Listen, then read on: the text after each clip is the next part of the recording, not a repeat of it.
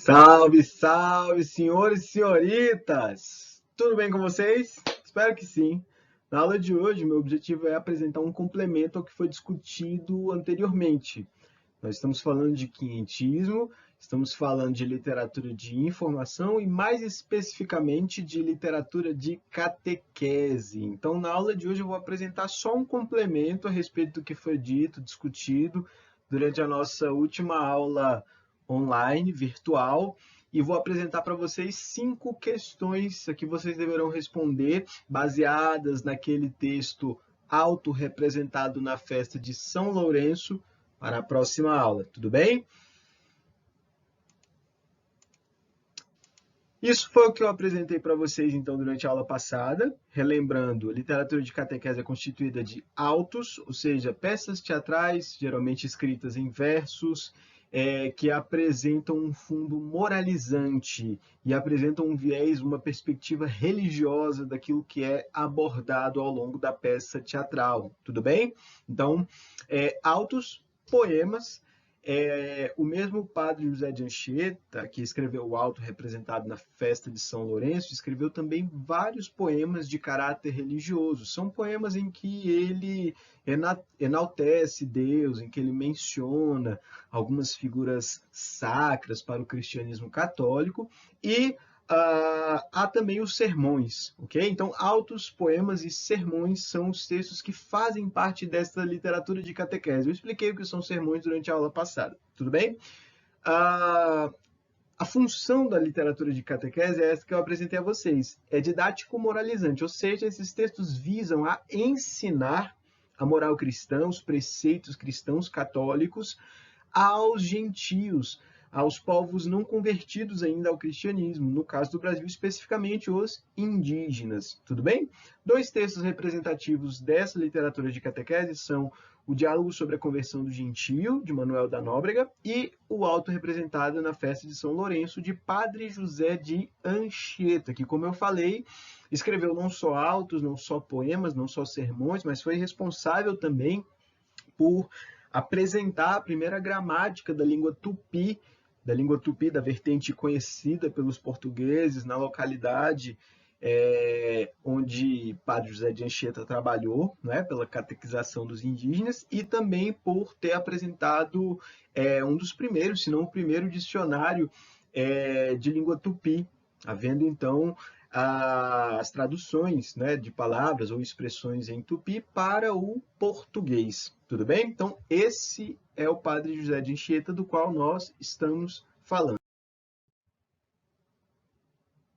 Eu apresento a vocês agora mais um trecho deste livro História Concisa da Literatura Brasileira, em que o autor, Alfredo Bose, faz algumas considerações a respeito dos autos de José de Anchieta, ou de Padre José de Anchieta.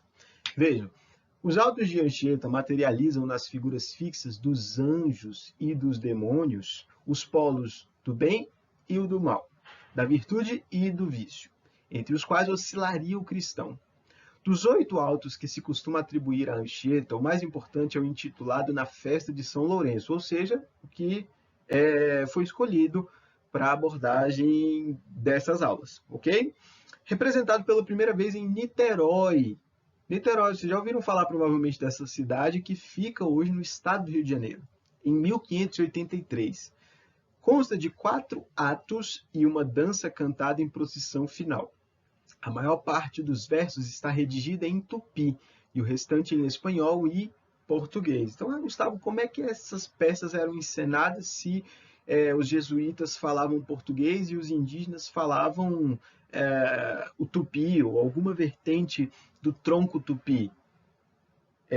José de Anchieta tinha o cuidado de escrever essas peças teatrais e de apresentá-las na língua dos indígenas, já que o objetivo era a catequização, a evangelização desses povos. Tudo bem, pessoal? Aqui eu apresento a vocês, enfim, a tarefa de casa. São 5 questões baseadas nas páginas de 3 a 5 e depois páginas 19 e 20 do auto representado na festa de São Lourenço. Eu vou colocar no roteiro, coloquei no roteiro, que vocês provavelmente já receberam, um link com essa obra e vocês vão então ler o que for apresentado nessas páginas para responder essas questões. Ah, Gustavo, eu quero ler o auto por completo. Posso? Fique à vontade. Mas essas questões são baseadas nesses dois trechos especificamente. Tudo bem? A primeira é, quando o Guaxará se apresenta, nós lemos inclusive esse trecho durante a última aula, ele menciona uma tal virtude estrangeira, na página 3. A que ele se refere? Questão 2.